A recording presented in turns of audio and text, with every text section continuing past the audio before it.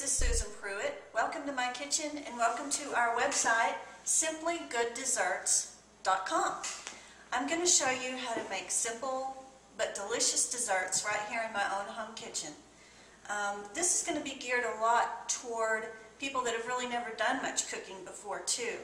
If you've never made a cake from scratch, this first recipe I'm going to show you for a chocolate sheet cake is going to be a great recipe for you to start with. The ingredients are going to be listed right below this video. Go ahead and take a look at those. Make sure you've got everything on hand. The ingredient on that list that you may not have is buttermilk, but don't panic about that because really you can just make your own buttermilk by using regular milk and then adding either vinegar or lemon juice to actually sour the milk. It doesn't even matter what kind of vinegar you use. I've even put red wine vinegar in my milk before to make buttermilk, and it works just fine. You just need something acidic to make the cake rise.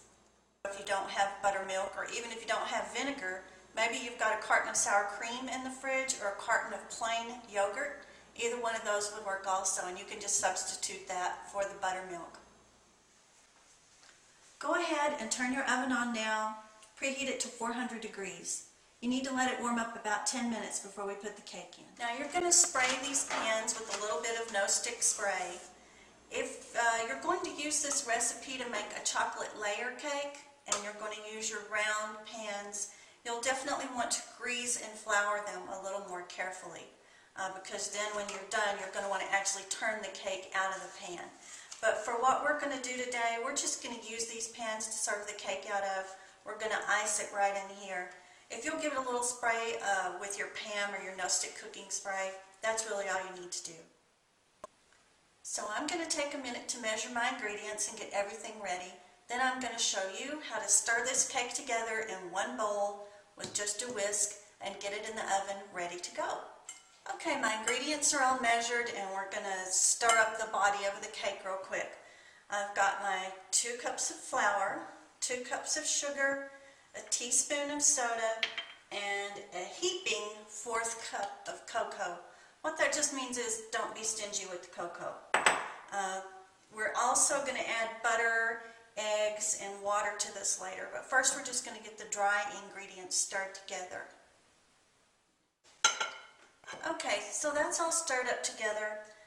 I have a few little lumps in there because the cup that I measured my sugar in was wet and it caused a few little lumps, but it's really not going to matter because in a minute we're going to add the butter and the water that we've warmed in the microwave to melt the butter, and all those little lumps are going to disappear.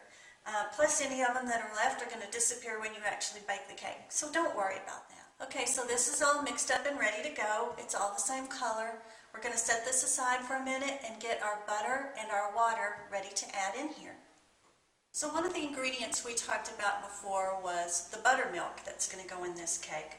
And let's face it, most of us don't have buttermilk in our refrigerator these days.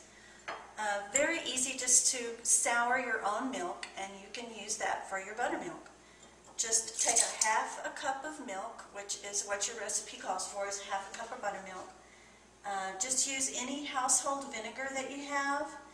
It could be white vinegar, apple cider vinegar, even red wine vinegar, just any vinegar that you have. Drop a tablespoon of it into that milk and let it sit for a couple minutes. That's actually going to sour and work just fine for a substitute for the buttermilk that we're using in the recipe.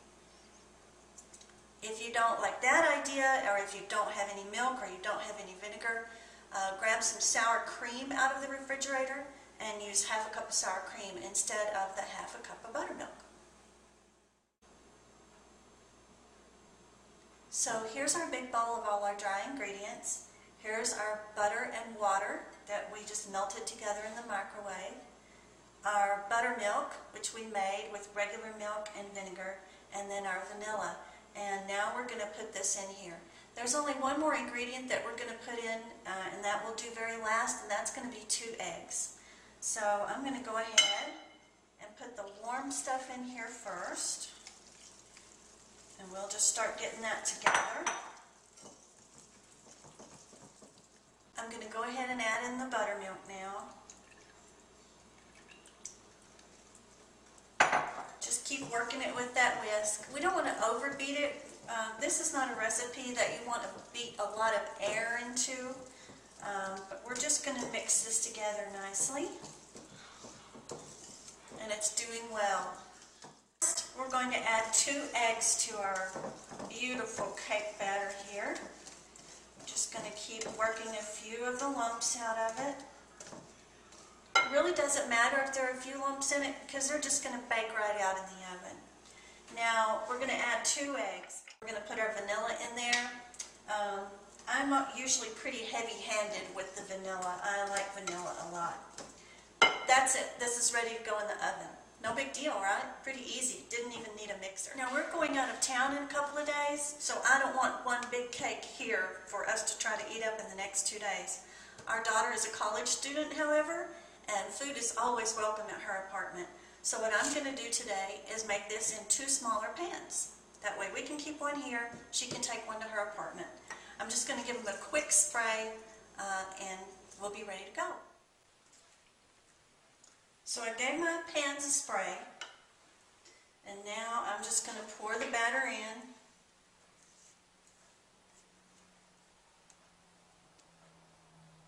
And they're going to be ready to go into a 400-degree oven. And they're only going to cook about 20 minutes. Don't lick the bowl. There's raw egg in there, and it's really not a good idea to consume raw egg. It's tempting, I know, because it smells good, but don't do it, okay? So I've got my icing ingredients ready to go. I just took the cake out of the oven. It's still nice and hot. It needs to cool just maybe 2 minutes before we put this icing on here. I've got my powdered sugar. I'm going to go ahead and add my generous 1/4 cup of cocoa. We don't want to be stingy with the cocoa. And then we're going to do just like we did with the cake ingredients, and we're just going to gently whisk this until it's sort of all the same color. That way we don't have to sift it. I don't like sifting powdered sugar because it goes all over the kitchen. So this is just an easier way to do it. And we're just going to make this all the same color and then start adding our wet ingredients. This is the butter and the milk that I've microwaved just long enough to get it good and hot and melt the butter. Okay, so my sugar and my cocoa are all mixed together. I'm just going to pour in that butter and milk and just working sort of quickly, work that in.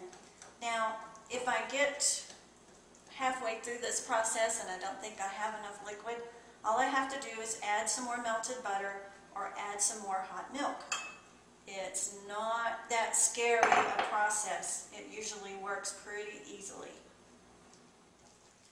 So just keep working this in, stirring it together.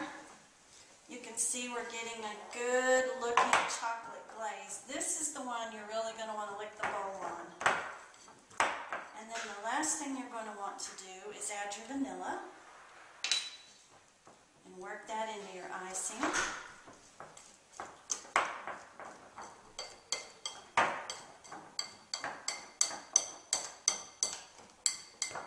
Now you've got this gorgeous chocolate glaze, and this is good on a lot of things. So what we're going to do is just get that whisk out of there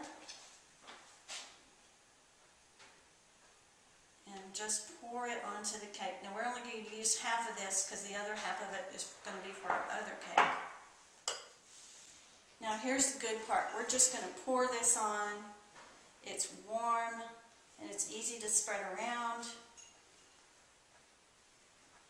Just do that with your rubber spatula or a knife or whatever you've got.